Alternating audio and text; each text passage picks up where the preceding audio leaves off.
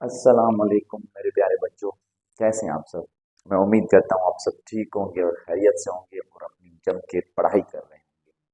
तो welcome to the fourth lecture of vectors and equilibrium. Chapter हमने discuss किया था एमप्लीट्यूड और इक्वेट सीरीज के लिए। तो लेक्चर नंबर 4 हम कंटिन्यू कर रहे हैं मेरे बच्चे। लेक्चर नंबर 4 में क्या है, स्टार्टिंग में थोड़ा सा रिवीजन दे दूं तो हमने लास्ट क्लासेस में वेक्टर की एडिशन पढ़ी थी एक मेथड के साथ, जिसको हमने एनालिटिकल मेथड कहा था। ठीक है मेरे बच्चे, डिफरेंट एंगल्स पर वेक्टर के डिफरेंट रिजल्टेंट निकाले थे। होप सो कि वो आपने लेक्चर देखा होगा और आपको समझ में भी आया होगा। लेक्चर नंबर 4 का जो इंट्रोडक्शन है मेरे बच्चे वो है laws that are obey for vector addition. जब भी हम वेक्टर एडिशन पढ़ेंगे कुछ लॉज लाजमी ओबे होते हैं। वो कौन कौन से लॉज है मेरे बच्चे? जो पहला पहला लॉ आपके सामने लिखा पड़ा है वो कौन सा लॉ है? Commutative law for vector addition. Commutative law कहता है मेरे बच्चे कि अगर आपके पास दो वेक्टर्स हों, एक वेक्टर का नाम ए दूसरे वेक्टर का नाम बी, आप दोनों को ऐड करें और उसके बाद उनका ऑर्डर चेंज करें तो रिजल्टेंट पर कोई फर्क नहीं आना चाहिए। इसका मतलब ऐसे ही है जैसे नंबर्स को आपस में ऐड किया जाता है। 2 + 3 का आंसर 5 आएगा और अगर ऑर्डर चेंज कर दें 3 + 2 का आंसर तब भी जवाब 5 ही आएगा। मतलब ऑर्डर चेंज करने से रिजल्ट पर फर्क नहीं पड़ेगा। तो कम्यूटेटिव लॉ कहता है कि अगर दो वेक्टर्स हैं ए और बी, दोनों आपस में ऐड हो रहे हैं तो इनका आंसर वही आएगा जो हम इनका ऑर्डर चेंज करने के बाद आएगा। मतलब b+a, तो a+b=b+a। याद रखिएगा वेक्टर की एडिशन कम्यूटेटिव लॉ को लाजमी ओबे करेगी। नेक्स्ट जो लॉ है हमारे पास वो एसोसिएटिव लॉ है और एसोसिएटिव प्रॉपर्टी है। उसमें 3 वेक्टर्स होते हैं, 2 वेक्टर्स नहीं होते। ए बी सी, ये कहता है कि अगर ब्रैकेट में 2 वेक्टर्स हैं बी और सी, दोनों को ऐड किया गया है और इनका जो कंबाइंड रिजल्टेंट किसका, बी और सी का, उसको ऐड किसके साथ करेंगे, ए के साथ। तो इसका कलेक्टिव आंसर उनके ऑर्डर्स की रीअरेंजमेंट के बराबर ही हो जाएगा। यहाँ पर हमने पहले ब्रैकेट में b+c किया था, उसके आंसर को a के साथ ऐड किया। अब ब्रैकेट में a+b करना है और इसका जो आंसर आए वो c के साथ ऐड करना है। लाइक जैसे नंबर हो 2 1 एंड 3, 2 और 1 को ऐड करेंगे तो 3 और 3 + 3 करेंगे तो 6। फिर हमें कहा गया है कि 2 और 3 को ऐड करें फिर लास्ट में 1 ऐड करें। तो 2 और 3 को ऐड करेंगे तो 5 आएगा और 1 लास्ट में ऐड करें तो 6 आएगा। मतलब 3 वेक्टर्स का ऑर्डर चेंज करने से रिजल्ट पर कोई फर्क नहीं पड़ेगा। उसके बाद जो थर्ड लॉ है मेरे पास बच्चे, जो तीसरा लॉ है या तीसरी प्रॉपर्टी है वो डिस्ट्रीब्यूटिव लॉ या डिस्ट्रीब्यूटिव प्रॉपर्टी कहलवाता है। इसके अंदर 2 वेक्टर्स को ऐड किया जाता है लेकिन एक स्केलर मल्टीप्लाई किया जाता है। ठीक है, तो m कोई भी एक नंबर है उसको मल्टीप्लाई किया गया है a+b के साथ। इसका ओवरऑल जो रिजल्टेंट है वो किसके बराबर है, m को a के साथ मल्टीप्लाई कर दें यानी कि ma, और यही स्केलर फिर b के साथ भी मल्टीप्लाई कर दें mb, और आखिर में दोनों को क्या कर दें मेरे बच्चा, एंड कर दें। तो कॉन्क्लूजन ये निकला कि जब भी हम वेक्टर की एडिशन पढ़ेंगे तो ये तीनों लॉज ओबे होते हैं। कौन से laws? Commutative law, associative law, distributive law. MCQ सुने, एमसीक्यूज कहता है कि which of the following laws are properties are applicable for vector addition. Option A commutative law, option B distributive law, option C associative law, option D all of these. तो हम all of these के through जाएंगे क्योंकि तीनों laws applicable हैं। मेरे बच्चे इसी सेम बोर्ड पर कुछ प्रैक्टिस क्वेश्चंस मैंने लिख दिए हैं, आपको करवाता हूं ताकि आपको आइडिया मिले। पहले पहले प्रैक्टिस क्वेश्चन में हमें कहा गया है कि दो वेक्टर्स हैं, ये ए वेक्टर है, इसकी वैल्यू गिवन है मेरे बच्चे क्या, i+j-k। अच्छा, मैंने लेक्चर्स पर कभी i j k पर डिस्कस नहीं किया, लेकिन थोड़ा सा बता देता हूं कि ये जो i j और k है ये क्या कहलवाते हैं मेरे बच्चे, ये कहलवाते हैं रेक्टेंगुलर यूनिट वेक्टर्स। क्या कहलवाते हैं मेरे बच्चे, रेक्टेंगुलर यूनिट वेक्टर्स कहलवाते हैं। ठीक है, तो इन पर बहस करेंगे हम आगे चलते। तो वेक्टर ए है, उसकी जो गिवन वैल्यू है वो है i+j-k। अच्छा, i अकेला है इसका मतलब है कोएफिशिएंट 1 है, j भी अकेला है मतलब कोएफिशिएंट 1 है, k भी अकेला है इसका मतलब है कोएफिशिएंट 1 है। b की वैल्यू गिवन है 3i+4j-2k। हमें क्या सॉल्व करना है मेरे बच्चे, a+b। तो मेथड बताया गया कि i वाले i के साथ ऐड करनी है, j वाले j के साथ और k वाले k के साथ, उनके कोएफिशिएंट्स को ऐड करना है। तो हम कैसे करेंगे, a+b में मेरे बच्चे इसमें i का कोएफिशिएंट 1 है, इसमें i का कोएफिशिएंट 3 है, तो उस 1 और 3 को ऐड कर देंगे तो 4, i रिमेन सेम। उसके बाद मेरे बच्चे ये प्लस का 1 है, ये प्लस का 4 है, तो 1 और 4 आपस में ऐड करेंगे तो ये बन जाएगा 5j। और अभी ये माइनस का 1k है और ये माइनस का 2k है। मेरे बच्चे जब दोनों नेगेटिव होंगे माइनस माइनस तो वो ऐड होगा, तो ये माइनस का 1 माइनस का 2 तो क्या जवाब आएगा माइनस का 3k। तो a प्लस बी का क्या आंसर आया 4i plus 5j minus 3k। कुछ क्वेश्चंस मेरे बच्चे इस तरीके के साथ होते हैं, ये जो आपको सामने नजर आएंगे, होप सो कि स्क्रीन आपके लिए क्लियर हो जी, विजिबल है आपके लिए स्क्रीन मेरे बच्चे। ये a गिवन जो है ना वो वेक्टर है, और जो वेक्टर दिया हुआ है वो ऐसे दिया हुआ है 3,4,5, और जो b गिवन है मेरे बच्चे वो -8 4,-4 दिया गया है। अच्छा, इनको कैसे करना है, बड़ा सिंपल सा मेथड है, जैसे मैंने ऊपर i j k बताया, तो यहाँ पर भी ये जो 3 है मेरे बच्चे ये i का है, ये 4 जो है ये j का कोएफिशिएंट है, और ये 5 जो है वो k का कोएफिशिएंट है। यहाँ पर b में जो -8 है वो i का कोएफिशिएंट है, ये 4 जो है वो j का कोएफिशिएंट है, और ये -4 किसका कोएफिशिएंट है मेरे बच्चे k का कोएफिशिएंट। ऊपर मैंने बताया कि i वाले i के साथ ऐड करने हैं अलॉन्ग विद साइन, j वाले j और k वाले k के साथ।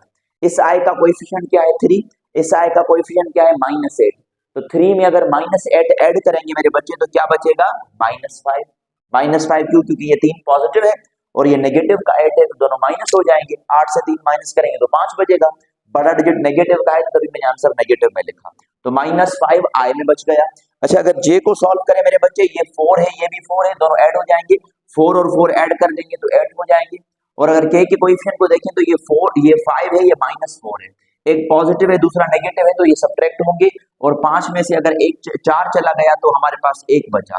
इसका मतलब है कि जो a प्लस बी में i j k आएंगे उनके कोएफिशिएंट्स ये है मेरे बच्चे, कौन से -5, 8, 1। अगर इसका वेक्टर बनाना चाहे तो वेक्टर ये बनेगा -5 i में कैलकुलेट हो जाएगा मेरे बच्चे, और 8 j में कैलकुलेट हो जाएगा। इस 1 को लिखे ना लिखे, मैं खाली इसको जस्ट k लिख दूंगा, या 1k भी कंसीडर कर सकते हैं। अच्छा, सेम इसी तरीके के साथ ये भी क्वेश्चन गिवन है मेरे बच्चे, कहता है कि a बराबर है 3,4,8 और b बराबर है 4,-4,3। अब स्टेटमेंट को थोड़ा सा चेंज कर देते हैं। सवाल ये है कि a प्लस बी नहीं बल्कि a माइनस बी सॉल्व करना है, तो a माइनस बी कैसे करेंगे मेरे बच्चे, यहाँ पर सब्ट्रैक्शन करनी है, मतलब ये i की वैल्यू सेम जो मैंने मतलब बताया, ये j की वैल्यू है और ये k की वैल्यू, यहाँ पर भी यही है। अच्छा, यहाँ पर सब्ट्रैक्शन करनी है तो वैल्यू माइनस ही करेंगे, 3 - 4 करेंगे पहले, 3 - 4 क्या जवाब आएगा मेरे बच्चे -1, तो पहला कोएफिशिएंट -1 हुआ, फिर ये 4 ये है -4, तो ये 4 ये माइनस करेंगे ये जो गिवन है, लेकिन किसके साथ माइनस करेंगे मेरे बच्चे -4 के साथ, क्योंकि ये भी ऑलरेडी माइनस है, तो माइनस इंटू माइनस क्या होता है प्लस होता है, तो 4 + 4 क्या जवाब आएगा 8, तो j का कोएफिशिएंट 8 होगा मेरे बच्चे, ये 8 है ये -3 है, तो ये 8 ऊपर वाला, ये माइनस जो ये गिवन है और ये -3 मेरे बच्चे, ये माइनस माइनस क्या हो जाएंगे प्लस, तो 8 + 3 करेंगे, और 8 + 3 का आंसर क्या आएगा मेरे बच्चे 11। तो कलेक्टिव आंसर क्या आया a माइनस बी का -1, 8, 11। यहाँ पर सब्ट्रैक्शन करनी थी और यहाँ पर हमने एडिशन करनी थी। तो मैं उम्मीद करता हूँ कि आपको इस तरीके के साथ अगर कोई एमसीक्यूज आ जाए सब्ट्रैक्शन और एडिशन के साथ रिलेटेड तो वो आप इजीली सॉल्व कर सकते हैं। जी मेरे बच्चे, हेडिंग मैंने दी हुई है, सेम लेक्चर को ही कंटिन्यू कर रहे हैं। टॉपिक में हेडिंग दे दी है multiplication of a vector by a number. हमने एक वेक्टर को एक नंबर के साथ मल्टीप्लाई करना है। आपको याद होगा तो मैंने मल्टीप्लिकेशन का ये ऑर्डर बताया था आपको। क्या बताया था मेरे बच्चे कि जब भी हम कोई स्केलर को, अच्छा नंबर का मतलब है स्केलर, जब भी स्केलर को वेक्टर के साथ मल्टीप्लाई करेंगे तो जवाब क्या आएगा मेरे बच्चे वेक्टर आएगा, याद रखिएगा। अच्छा, इसके कुछ मैं कॉमन मिसाल दे देता हूँ। मिसाल के तौर पर फोर्स कैलकुलेट करने का फार्मूला होता है ma, जो a है वो एक्सेलरेशन है, m मास है, f फोर्स है। अच्छा, मास स्केलर क्वांटिटी है, एक्सेलरेशन वेक्टर क्वांटिटी है, तो स्केलर को वेक्टर के साथ मल्टीप्लाई करने पर वेक्टर मिल रहा है, फोर्स वेक्टर क्वांटिटी है। उसके बाद मेरे बच्चे अगर हम मोमेंटम पर आ जाए p, तो वो बराबर होता है m × v। अच्छा, m क्या है स्केलर, v क्या है वेलोसिटी वेक्टर। ठीक है मेरे बच्चे, तो स्केलर को वेक्टर के साथ मल्टीप्लाई करना है, जवाब क्या आ रहा है वेक्टर आ रहा है। तो एक तो ये एमसीक्यू याद रखिएगा कि जब भी स्केलर को वेक्टर के साथ मल्टीप्लाई किया जाता है तो वो तो एक सिंपल प्रोडक्ट कहलवाती है। सिंपल प्रोडक्ट का मतलब ये है कि स्केलर मल्टीप्लाई बाय वेक्टर, या स्केलर को हटाकर मैं नंबर कह सकता हूँ। ठीक है, और दूसरा एमसीक्यू ये कि ये जो आंसर देगा वो वेक्टर क्वांटिटी देगा। जब भी स्केलर को वेक्टर के साथ मल्टीप्लाई करेंगे तो answer will be which quantity मेरे बच्चे वेक्टर क्वांटिटी। तो चलिए अब इनके 3 रिजल्ट्स हैं, मैं उन 3 रिजल्ट्स पर बहस करूंगा मेरे बच्चे। इसमें कहा गया कि जो स्केलर है उस स्केलर को हमने रिप्रेजेंट किया मेरे बच्चे m के साथ। 3 पॉसिबल रिजल्ट्स इस स्केलर की निकलेंगी। जो पहली पॉसिबल रिजल्ट है वो है m इज ग्रेटर देन 0, मतलब m कोई ऐसा नंबर है जिसकी वैल्यू 0 से बड़ी है। अच्छा, m की वैल्यू 0 से बड़ी का क्या मतलब है कि m must be a positive digit. Positive का मतलब है +2, +3, +4, +5। प्लस प्लस पॉजिटिव का मतलब प्लस है, मतलब कि ये जो वैल्यूज हैं, ये जो नंबर हैं, ये 0 से बड़े हैं, तो पॉजिटिव कहने का मतलब ये है। तो m इज ग्रेटर देन 0 का मतलब ये है मेरे बच्चे कि m must be positive number. और लेट सपोज जिसको हमने पॉजिटिव 2 कंसीडर कर दिया, 3, 4 वाइस वर्सा कैलकुलेट कर सकते हैं। मेरे बच्चे जब भी हम किसी पॉजिटिव नंबर को वेक्टर के साथ मल्टीप्लाई करेंगे, अपने रिजल्ट पर फोकस करना है। तो क्या होता है, बदले में उस वेक्टर का जो मैग्नीट्यूड होता है, उस वेक्टर का जो मैग्नीट्यूड होता है, वो मैग्नीट्यूड क्या होता है मेरे बच्चे, इंक्रीज होता है। और उसका जो डायरेक्शन होता है, वो डायरेक्शन क्या रहता है, वो डायरेक्शन रहता है सेम। तो जब भी हम वेक्टर को किसी पॉजिटिव नंबर के साथ मल्टीप्लाई करेंगे, जब भी वेक्टर को पॉजिटिव नंबर के साथ मल्टीप्लाई करेंगे, तो बदले में उसका मैग्नीट्यूड बढ़ेगा और डायरेक्शन क्या होगा, सेम रहेगा। डायरेक्शन क्या रहेगा, सेम। मिसाल के तौर पर अगर वेक्टर टुवर्ड्स नॉर्थ है तो डायरेक्शन मल्टीप्लाई होने के बाद भी क्या रहेगा, टुवर्ड्स नॉर्थ। अगर साउथ है तो डायरेक्शन कहाँ की तरफ रहेगा मेरे बच्चे, साउथ की तरफ। उसके बाद हमने दूसरी रिजल्ट बनाई यहाँ से, ये पहली रिजल्ट थी m इज ग्रेटर देन 0। दूसरी रिजल्ट हमें बताई गई कि if m is less then 0। अच्छा, m 0 से कम हो, इसका क्या मतलब है कि m का m में जो डिजिट मिले हों वो कौन से मिले हों मेरे बच्चे, नेगेटिव नंबर्स। अच्छा, नेगेटिव नंबर एक तो 0 से छोटे होते हैं, ये याद रखिएगा। 0 से छोटे होने का मुराद ये है कि -2, -3, -4, -5, -6 वाइस वर्सा। ठीक है, तो हम m की कोई भी वैल्यू कंसीडर कर लेते हैं। मिसाल के तौर पर m की वैल्यू हमने -2 कंसीडर कर ली मेरे बच्चे। अच्छा, -2 मल्टीप्लाई करने से क्या होगा, आप सुनिएगा। मल्टीप्लाई करने से उस वेक्टर का जो मैग्नीट्यूड होगा मेरे बच्चे, वो मैग्नीट्यूड क्या होगा, वो मैग्नीट्यूड होगा इंक्रीज, याद रखिएगा। लेकिन नेगेटिव नंबर होने की वजह से उसका जो डायरेक्शन हो जाएगा, वो डायरेक्शन क्या हो जाएगा, वो डायरेक्शन हो जाएगा रिवर्स्ड। रिवर्स का क्या मतलब है, अपोजिट। मिसाल के तौर पर अगर वेक्टर टुवर्ड्स नॉर्थ है तो नेगेटिव नंबर मल्टीप्लाई करने के बाद उसका डायरेक्शन किसकी तरफ हो जाएगा, साउथ की तरफ। अगर वेक्टर ईस्ट की तरफ है तो नेगेटिव नंबर मल्टीप्लाई करने के बाद डायरेक्शन ईस्ट की तरफ हो जाएगा। ठीक है, तो direction is reversed. So whenever a vector is multiplied with a negative number, whenever a vector is multiplied with negative number, its magnitude increases, magnitude बढ़ेगा, and its direction is reversed. तीसरी जो रिजल्ट है मेरे बच्चे वो कहेगी कि अगर हमारे पास m 0 हो, m क्या हो जाए, 0। अच्छा, 0 अगर डिजिट हो जाए और हम उसको मल्टीप्लाई कर दें किसी वेक्टर के साथ, तो बदले में हमें क्या बताया गया, बदले में हमें बताया गया कि एक टाइप ऑफ वेक्टर बनता है जिसको हम क्या कहते हैं मेरे बच्चे, नल वेक्टर। अब पीछे क्लासेस में मैंने शायद कोई सेकंड लेक्चर या पहले लेक्चर में पढ़ाया था कि नल वेक्टर एक टाइप ऑफ वेक्टर होता है जिसका मैग्नीट्यूड क्या होता है मेरे बच्चे, मैग्नीट्यूड 0। तो सिंपली मैं कह दूं कि भाई इसका जो मैग्नीट्यूड हो जाएगा वो क्या हो जाएगा, इसका मैग्नीट्यूड हो जाएगा वैनिशेस। सर इसका डायरेक्शन क्या है, तो नल वेक्टर में पढ़ा चुका हूं, इट्स डायरेक्शन इज आर्बिट्ररी। तो multiplication of vector by number में तीन पॉसिबल रिजल्ट्स है मेरे बच्चे कि अगर पॉजिटिव नंबर होगा तो ये चीजें होंगी, अगर नेगेटिव नंबर होगा तो ये चीजें होंगी, और अगर m की वैल्यू 0 है तो बदले में नल वेक्टर फॉर्म होगा, या जिसको हम जीरो वेक्टर भी कहते हैं। मेरे बच्चे लेक्चर नंबर 4 पर हैं, हेडिंग चेंज हो गई। पहले हमने मल्टीप्लिकेशन पढ़ा, अब हमने क्या पढ़ना है, डिवीजन। ठीक है, तो पॉइंट क्या लिखी पड़ी है, ऊपर लिखी पड़ी है कि division of vector by a number. हम किसी भी वेक्टर को एक नंबर के साथ डिवाइड करेंगे, रिजल्ट क्या आएगा बता देता हूं। जब भी किसी वेक्टर को स्केलर या नंबर के साथ डिवाइड किया जाता है तो उसका जो रिजल्ट आता है मेरे बच्चे, वो कौन सी क्वांटिटी आती है, vector quantity. So whenever a vector is divided by any number or scalar, its answer will be a vector quantity. उसका आंसर क्या बनेगा मेरे बच्चे, वेक्टर क्वांटिटी ही बनता है। अच्छा, division of vector by number में भी हमें दो पॉसिबल रिजल्ट्स बताई गई। एक तो ये चीज, जो नंबर होना चाहिए मेरे बच्चे वो क्या होना चाहिए, वो नंबर होना चाहिए नॉन जीरो, मतलब जीरो नहीं होना चाहिए, क्योंकि अगर जीरो के साथ डिवाइड करेंगे तो उसका आंसर अनडिफाइंड हो जाता है, इन्फिनिटी जिसको आप मैथमेटिक्स में कहते हैं।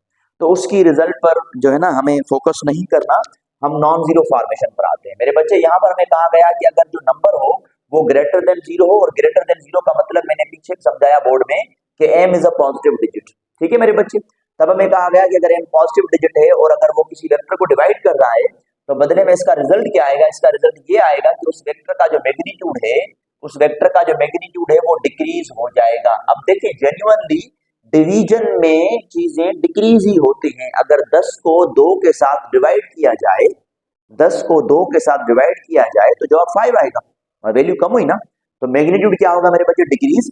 लेकिन नंबर पॉजिटिव है तो फॉर दैट रीजन उस वेक्टर का जो डायरेक्शन है वो क्या होगा, डायरेक्शन रिमेन सेम, डायरेक्शन क्या होगा, सेम, क्योंकि पॉजिटिव डिजिट है। उसके बाद हमें कहा गया कि अगर हमारे पास m लेस देन 0 है, इसका मतलब है कि m क्या है मेरे बच्चे, m is a negative number. क्या है m मेरे बच्चे, नेगेटिव नंबर। अगर ऐसी चीज होती है तो इसकी रिजल्ट क्या बताएगी, इसकी रिजल्ट ये बताएगी कि उस वेक्टर का जो मैग्नीट्यूड है मेरे बच्चे, वो मैग्नीट्यूड अगेन क्या होगा, मैग्नीट्यूड डिक्रीजेस, मैग्नीट्यूड कम होगा। लेकिन नेगेटिव नंबर होने की वजह से उसका जो डायरेक्शन होगा वो डायरेक्शन क्या हो जाएगा, वो डायरेक्शन हो जाएगा रिवर्स्ड। तो याद रखिएगा कि जब भी वेक्टर को स्केलर के साथ डिवाइड किया जाता है तो उसकी दो पॉसिबल रिजल्ट्स हैं। एक में कहता है कि मैग्नीट्यूड डिक्रीजेस डायरेक्शन सेम, एक में कहता है magnitude decreases direction is reversed. Positive number में direction remain same, negative number में डायरेक्शन इज रिवर्स्ड। मेरे बच्चे आज के लेक्चर के मोस्ट इंपॉर्टेंट टॉपिक पर आते हैं, और वो मोस्ट इंपॉर्टेंट टॉपिक कौन सा है, रेजोल्यूशन ऑफ वेक्टर, डेफिनेशंस, उसकी कैलकुलेशन कैसे की जाती है, कंपोनेंट्स में कैसे उसको काउंट करते हैं, इन चीजों पर करेंगे बहस। तो चलें, मैं टाइम ज्यादा वेस्ट नहीं करता, रेजोल्यूशन ऑफ वेक्टर की डेफिनेशन पर आते हैं। रेजोल्यूशन ऑफ वेक्टर में डेफिनेशन बताई गई, अ मेथड इन विच, एक ऐसा मेथड जिसमें क्या होता है मेरे बच्चे, इन विच अ वेक्टर इज डिवाइडेड, एक ऐसा मेथड जिसमें वेक्टर क्या हो, डिवाइड हो जाए, किसमें, divided into its rectangular components, into its rectangular components, एक ऐसा मेथड जिसमें हम वेक्टर को उसके कंपोनेंट्स में डिवाइड कर दें, तो उस मेथड को क्या कहते हैं, उस मेथड को कहते हैं रेजोल्यूशन ऑफ वेक्टर। वेक्टर की क्या हो रही है, रेजोल्यूशन हो रही है, वेक्टर को तोड़ा जा रहा है, किसमें तोड़ा जा रहा है मेरे बच्चे, उसके कंपोनेंट्स में, और उनके कंपोनेंट्स को क्या कहा जाता है, रेक्टेंगुलर कंपोनेंट्स ऑफ वेक्टर। क्या कहा जाता है उनको, rectangular components of vector. Sir उनको रेक्टेंगुलर कंपोनेंट्स क्यों कहते हैं, उसका रीजन सुनिएगा, बिकॉज बोथ कंपोनेंट्स, या जितने भी कंपोनेंट्स बनेंगे मेरे बच्चे, बोथ कंपोनेंट्स, यहां पर तो हम दो पढ़ेंगे, because both components are at 90 degree of each other. हर पॉइंट ध्यान में रखते जाइएगा, रेक्टेंगुलर कंपोनेंट्स के दरमियान में एक ही एंगल बनती है, और वो कितनी बनती है, 90 डिग्री। फॉर दैट रीजन उनको रेक्टेंगुलर कंपोनेंट्स कहा जाता है। ठीक है, तो अब हम कोई भी वेक्टर बनाएंगे, दो लाइनों के बीच में, दो एक्सिस के बीच में, एक को एक्स एक्सिस कहा जाता है, दूसरे को वाई एक्सिस कहा जाता है, एक एंगल पसेज होगी, उसके बेसिस पर हम कंडीशंस को डिस्कस करेंगे मेरे बच्चे। तो ये रहा वो डायग्राम जिस पर हम बहस करेंगे। ये हमारे पास एक वर्टिकल लाइन है, ये हमारे पास एक हॉरिजॉन्टल लाइन है मेरे बच्चे। वर्टिकल लाइन को हम क्या कहते हैं, वाई एक्सिस, और हॉरिजॉन्टल लाइन को हम क्या कहते हैं, एक्स एक्सिस। कुछ कॉमन पॉइंट्स आपने फोकस ऑन करनी है, अपने नोट्स पर नोट डाउन कर देना है, वो क्या चीजें हैं तो सुनते जाइएगा। पहली चीज कहता है कि if a vector is acting along Y axis, if a vector is acting along Y axis it is only one component, उसको एक ही कंपोनेंट होगा। But if a vector is acting along x axis तो उसको भी एक ही component बनेगा। अगर कोई वेक्टर मेरे बच्चे सिर्फ वाई एक्सिस की तरफ बना पड़ा है, सिर्फ वाई एक्सिस की, तो उसको कितने कंपोनेंट होंगे, one component towards Y axis. और अगर कोई वेक्टर टुवर्ड्स एक्स एक्सिस बना पड़ा है तो उसको भी कितने कंपोनेंट बनेंगे, एक ही कंपोनेंट बनेगा, और वो कंपोनेंट किस डायरेक्शन में होगा, एक्स कंपोनेंट होगा। अगर मैं एमसीक्यूज में कहूं कि if a vector is acting along x axis then it's Y component, आप कहेंगे वाई कंपोनेंट जीरो है सर उसका। क्यों वाई कंपोनेंट जीरो है, क्योंकि वो वेक्टर बन ही एक्स में रहा है। अगर मैं आपको कहूं कि एक वेक्टर जो है वो वाई एक्सिस की तरफ बन रहा है, उसका एक्स एक्सिस कंपोनेंट क्या होगा, आप कहेंगे सर अगर वाई एक्सिस की तरफ बन रहा है तो उसको भी एक ही कंपोनेंट बनेगा, कौन सा वाई वाला, यानी एक्स कंपोनेंट की वैल्यू क्या बनेगी, जीरो देयर। तो अब हमने क्या किया, अब हमने एक वेक्टर को इन दोनों कंपोनेंट्स के, इन दोनों एक्सिस के बीच में बना दिया। अब वो जो वेक्टर है उस वेक्टर को कोई ना कोई नाम दे देते हैं, वेक्टर ए। यहाँ पर जेन्युइनली इस वेक्टर के दो कंपोनेंट्स बनेंगे, एक बनेगा यहाँ से वर्टिकल कंपोनेंट मेरे बच्चे, जिस वर्टिकल कंपोनेंट को ए का वाई वाला कंपोनेंट कहा जाता है, और दूसरा बनेगा हॉरिजॉन्टल जिसको हम क्या कहते हैं, ए का एक्स वाला कंपोनेंट। तो दो कंपोनेंट बन गए, एक एक्स वाला कंपोनेंट बन गया, एक वाई वाला कंपोनेंट बन गया। मैथमेटिकली जब भी हम एक्स कंपोनेंट को फाइंड करने की कोशिश करेंगे, मैथमेटिकली जब भी एक्स कंपोनेंट को फाइंड करने की कोशिश करेंगे तो फार्मूला बनेगा ए कॉस थीटा, जबकि ए वेक्टर है और कॉस थीटा वो एंगल है जिसमें ए अलोंग एक्स एक्सिस बना रहा है। तो ये वेक्टर ए था, इसने एक्स एक्सिस से एक एंगल बनाई है जिसको हमने थीटा कंसीडर कर दिया। तो ये वो गिवन एंगल है जो हमें क्वेश्चन में दी होगी। लेकिन अगर हम इसी वेक्टर का मेरे बच्चे y कंपोनेंट मालूम करें तो उसके कैलकुलेट करने का फार्मूला क्या है मेरे बच्चे, a sin थीटा। तो मैथमेटिकली वेक्टर के दो कंपोनेंट्स हुए, एक x कंपोनेंट है जिसको हॉरिजॉन्टल कहा गया, दूसरा y कंपोनेंट है जिसको वर्टिकल कंपोनेंट कहा गया। x कंपोनेंट में कौन सी एंगल यूज हुई है, कौन सी ट्रिग्नोमेट्रिक आइडेंटिटी यूज हुई है, cos फंक्शन, और y कंपोनेंट में कौन सा फंक्शन यूज हुआ है, sin फंक्शन यूज हुआ है। तो ये कंडीशन हमारे पास थी x और y कंपोनेंट की। तो वेक्टर को हमने दो कंपोनेंट्स में क्या कर दिया मेरे बच्चे, डिवाइड कर दिया, एक x कंपोनेंट दूसरा y कंपोनेंट। ठीक है, कुछ थ्योरेटिकली लाइंस में लिख लेता हूं। If vector is acting along x axis, अगर वेक्टर मेरे बच्चे किसके अलोंग एक्ट करे, along x axis, then it's y component. अगर एक वेक्टर x एक्सिस के अलोंग एक्ट करे, इसका मतलब है कि उसका जो y कंपोनेंट हो जाएगा वो क्या हो जाएगा, एक बड़ा सा जीरो, मतलब उसकी कोई वैल्यू नहीं होगी। लेकिन अगर मैं कहूं कि इफ वेक्टर, एक वेक्टर जो है मेरे बच्चे वो किसकी तरफ एक्ट कर रहा है, if a vector is acting along y axis, अगर वेक्टर y एक्सिस के अलोंग एक्ट कर रहा है, then it's x component will be, उसका x कंपोनेंट क्या होगा, again the answer is zero. तो अगर वेक्टर x एक्सिस की तरफ बन रहा है तो y कंपोनेंट जीरो, और अगर वेक्टर y कंपोनेंट की तरफ बन रहा है तो x एक्सिस जीरो, मतलब y एक्सिस में बना है तो x कंपोनेंट जीरो। ठीक है, तो आई होप कि आपको आइडिया समझ आ। लेकिन अगर दोनों के बीच में है तो उसके दो कंपोनेंट है, एक x कंपोनेंट एक y कंपोनेंट। ठीक है मेरे बच्चों, पॉसिबल किसी वेक्टर के कितने कंपोनेंट्स बन सकते हैं स्पेस में, तो स्पेस में तीन कंपोनेंट्स बनेंगे, कौन से, x axis, y axis, z axis. हमारे पास कोर्स में कितने हैं, दो कंपोनेंट्स। तो याद रखिएगा इस एमसीक्यूज को कि in space there are three components of vector. Vector कितने कंपोनेंट बनेंगे, तीन कंपोनेंट्स। खैर x और y कंपोनेंट की गिवन कंडीशन सी है मेरे बच्चे। इसमें मोस्ट इंपॉर्टेंट कुछ पार्ट्स होते हैं, उनको थोड़ा सा फोकस ऑन करना है। क्या फोकस ऑन करना है, सबसे पहले तो हमें एंगल की वैल्यू याद होनी चाहिए साइन और कॉस फंक्शन में, उसके बिना पर, उसके बेसिस पर ही हम चीजों को सॉल्व कर सकते हैं। तो चले मैं यहाँ पर कुछ कोशिश करता हूँ साइन फंक्शंस को बनाने की मेरे बच्चे। ये 0 डिग्री है, ये 30 डिग्री है, ये 45 डिग्री है, ये 60 डिग्री है, ये 90 डिग्री है। इन तीनों इन बल्कि चार पांच जो एंगल्स है इसमें हम दो फंक्शंस बना रहे हैं, एक साइन का एक कॉस का। अच्छा, आपने जैसे समझा रहा हूँ कोशिश कीजिएगा, ऐसे ही अंडरस्टैंड कीजिएगा, इन पर मैंने कुछ ट्रिक्स यूज करनी है। अच्छा, जब भी साइन में 0 होगा तो क्या होगा मेरे बच्चे, 0। साइन में 30 हो तो क्या होगा, 0.5। साइन में 45 हो तो क्या होगा, 0.7।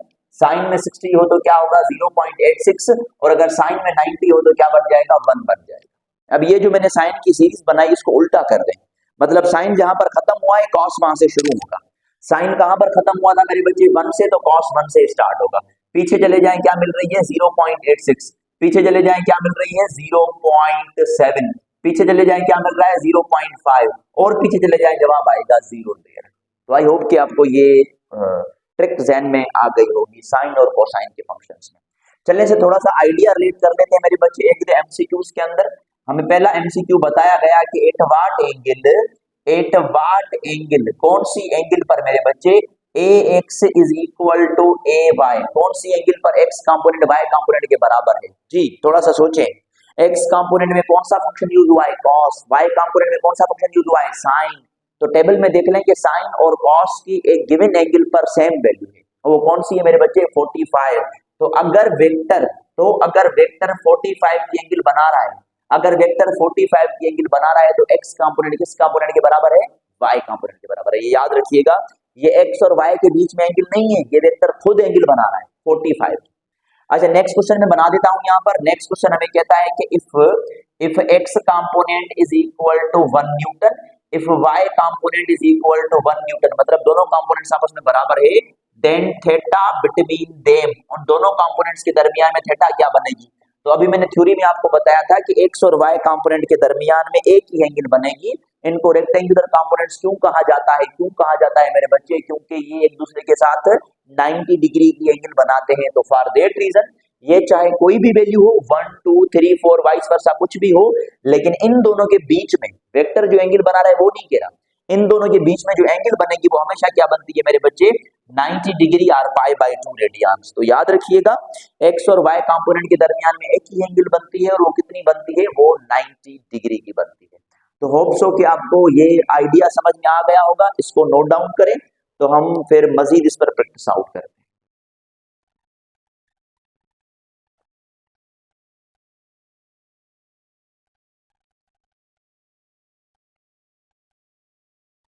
जी मेरे बच्चे, हम मजीद कुछ क्वेश्चंस प्रैक्टिस आउट कर लेते हैं। मिसाल के तौर पर एक एमसीक्यूज गिवन है। अब वेक्टर ऑफ मैग्नीट्यूड 5 न्यूटन। अब एक वेक्टर है जिसका मैग्नीट्यूड कितना है मेरे बच्चे, 5 न्यूटन मैग्नीट्यूड है। Magnitude of 5 newton is acting along x axis. वो किसकी तरफ एक्टिंग कर रहा है मेरे बच्चे, acting along x axis. Then it's Y component will be, उस वेक्टर का जो वाई कंपोनेंट है वो क्या बनेगा, वाई कंपोनेंट विल बी। तो अब मैंने आपको प्रीवियस बोर्ड पर थ्योरी में लिखवा दिया था कि अगर x एक्स एक्सिस की तरफ वेक्टर बन रहा है इसका मतलब है y कंपोनेंट 0। तो सिंपल सा जवाब आ गया कि सर अगर वेक्टर x एक्सिस की तरफ बन रहा है तो y कंपोनेंट नहीं होगा, इसका मतलब है कि उस वेक्टर का y कंपोनेंट क्या बनेगा मेरे बच्चे, 0। उसके बाद हम नेक्स्ट एमसीक्यू पर आते हैं। नेक्स्ट एमसीक्यू कहता है कि अगर हमारे पास एक वेक्टर है, अब vector making an angle theta, एक वेक्टर है जो कौन सी एंगल बना रहा है बेटा, making an angle theta with positive y axis या with y axis. From y axis एक वेक्टर थीटा एंगल बना रहा है। Then its vertical component will be, उस वेक्टर का जो वर्टिकल कंपोनेंट है वो क्या होगा, then its vertical component will be, उसका वर्टिकल कंपोनेंट क्या होगा। ऑप्शन ए है ए कॉस थीटा, ऑप्शन बी है मेरे बच्चे ए साइन थीटा, ऑप्शन सी है ए टेंजेंट थीटा, ऑप्शन डी है ए कोसेक थीटा। तो चलें प्रैक्टिस आउट करते हैं इस क्वेश्चन को। ये क्वेश्चन थोड़ा सा हटके है प्रीवियस बोर्ड वाले टॉपिक से रिलेटेड। देखिए क्या कहते हैं, कहता है कि एक वेक्टर है जिसने कोई ना कोई एक एंगल बनाई है और किसके साथ बनाई है, वाई एक्सिस। अब पीछे बोर्ड में मैंने बताया था कि जो वेक्टर एंगल बना रहा है वो कहां से बना रहा है मेरे बच्चे, एक्स एक्सिस से, लेकिन ये कहां से बन रही है, टुवर्ड्स वाई एक्सिस। तो अगर इसका डायग्राम बना के दिखाऊं तो इसको डायग्राम ये बन जाएगा, मतलब ये वाई एक्सिस ये एक्स एक्सिस, ये वो वेक्टर था लेकिन ये ऊपर की तरफ से एंगल बना रहा है थीटा दे। तो अगेन इस ए के दो कंपोनेंट्स बनेंगे, एक वाई कंपोनेंट होगा एक एक्स कंपोनेंट होगा। तो अब कंडीशन समझिएगा, ये वाई एक्स कंपोनेंट है ये एक्स कंपोनेंट है। अब वेक्टर का जो वाई कंपोनेंट होगा वो साइन थीटा पजेज नहीं करेगा, वो साइन थीटा तब पजेज करेगा जब एंगल फ्रॉम एक्स एक्सिस बनेगी। तो यहाँ पर जो ए वाई होगा उसका फार्मूला क्या होगा मेरे बच्चे, ए कॉस थीटा, और ए एक्स का क्या हो जाएगा, ए साइन थीटा। तो एंगल चेंज करने से कंपोनेंट्स के जो फार्मूलाज हैं वो चेंज हो जाते हैं। तो मैं ए वाई किसके टिक करूंगा, किसके ऊपर, ए कॉस थीटा। एक मर्तबा फिर रिपीट करूं इस एमसीक्यूज को। इस एमसीक्यू में कह रहा है कि जो वेक्टर है उसने एंगल बनाई है लेकिन एक्स एक्सिस से नहीं वाई एक्सिस से, तो कंपोनेंट्स अल्टर हो जाएंगे। आगे चल के वर्क पावर एनर्जी वाले चैप्टर में भी ये एमसीक्यूज करेंगे तो आपको आइडिया मिलता जाएगा। लेकिन याद रखिएगा कि जैसे ही एंगल चेंज होती है मेरे बच्चे तो कंपोनेंट्स की वैल्यू भी क्या हो जाती है, चेंज हो जाती है, इन बेसिस पर जो कंडीशंस मैंने आपको अभी बताई। अब स्पेसिफिक कंडीशंस कुछ बता देता हूं मैंने आपको, जैसे 45 पर दोनों बराबर बताए थे। तो ये कुछ गिवन केसेस मेरे बच्चे लास्ट पॉइंट पर आपको ध्यान में रखने हैं। अब यहाँ पर एक कॉमन पॉइंट है, सेंटर वाली पॉइंट जिसमें एंगल कितनी बनी है, जिसमें एंगल बनी है 45 डिग्री। ओके, अब 45 डिग्री पर क्या हो रहा है कि जो एक्स कंपोनेंट है वो किसके बराबर है मेरे बच्चे, वाई कंपोनेंट के। एक्स किसके बराबर है, वाई कंपोनेंट के। अगर एंगल 45 से आगे हो, मतलब 60, 70, 80, 90 वगैरह, अगर हम 45 से ऊपर की तरफ जाएंगे, ठीक है, और कहां तक जा रहे हैं, मिसाल के तौर पर 90 तक जा रहे हैं, 45 से ऊपर 90 की तरफ, तो यहां पर कंडीशन ये होगी कि जो एक्स कंपोनेंट है वो छोटा होता जाएगा किससे, वाई कंपोनेंट से। सर आपको कैसे पता चला, भाई सिंपल सी बात है, मुझे एंगल्स पता है तभी वैल्यू पता चल रही है। तो 45 से आगे जाने पर, 45 से आगे जाने पर साइन की वैल्यू बढ़ती है, साइन की, तो मतलब एक्स वाली वैल्यू कम हुई ना साइन से, तो A x is less than A y. तो याद रखिएगा इस रेंज के अंदर जो एक्स कंपोनेंट है वेक्टर का, एक्स कंपोनेंट वो क्या होगा मेरे बच्चे, is less than which component, y component. जो एक्स कंपोनेंट है वो वाई कंपोनेंट से छोटा होता जाएगा। अच्छा 45 से पीछे जाए, 45 से पीछे फिर उलट हो जाएगा, कहां तक जाए सर, 0 तक चले जाएं, तो जो एक्स कंपोनेंट है वो वाई कंपोनेंट के साथ बड़ा हो जाएगा। तो इन कंडीशंस को हम कहेंगे कि x component is greater than y component. जो एक्स कंपोनेंट है वो वाई कंपोनेंट से क्या हो जाएगा, बड़ा हो जाएगा। तो याद रखिएगा अगर एंगल 45 से छोटी है तो एक्स कंपोनेंट वाई कंपोनेंट से बड़ा, अगर एंगल 45 है तो एक्स कंपोनेंट वाई कंपोनेंट के बराबर, और अगर एंगल 45 से बड़ी है, ठीक है, वो बराबर थी ये बड़ी है, तो x component is always less than y component. ये कंडीशंस। अच्छा आखिरी पॉइंट डिस्कस करते हैं फिर लेक्चर एंड हो जाएगा। रेजोल्यूशन टॉपिक के साथ कनेक्टेड मेरे बच्चे, वो आखिरी बात ये है कि कंपोनेंट ऑफ वेक्टर्स, वेक्टर के जो कंपोनेंट्स बनेंगे मेरे बच्चे, वेक्टर्स के जो कंपोनेंट है इज नॉट ग्रेटर, या ऐसे कह लो कि लेस देन, वो जो है वो छोटे होते हैं, किससे, less than magnitude of vector, वो वेक्टर के मैग्नीट्यूड से छोटे होते हैं, याद रखिएगा। वेक्टर के कंपोनेंट्स वेक्टर के मैग्नीट्यूड से छोटे होते हैं। मिसाल के तौर पर मैग्नीट्यूड वेक्टर 10 न्यूटन है तो कंपोनेंट 10 से छोटे बनेंगे। तो ये था idea regarding revolution of vector into its rectangular components. मैं उम्मीद करता हूं कि आपको ये आइडिया समझ में आ गया होगा। लेक्चर को बड़ा नहीं करते, फिर इंशाल्लाह आपसे नेक्स्ट लेक्चर में मुलाकात होगी with composition and product of matters, product of vector, sorry. तो चलें, होप सो कि आपको आइडिया समझ में आ गया होगा। फिर भी अगर कोई डाउट है तो कमेंट सेक्शन में आप पूछ सकते हैं। इंशाल्लाह फिर आपसे कल मुलाकात होती है लेक्चर नंबर 5 में। तब तक के लिए अपना ख्याल रखें और अल्लाह।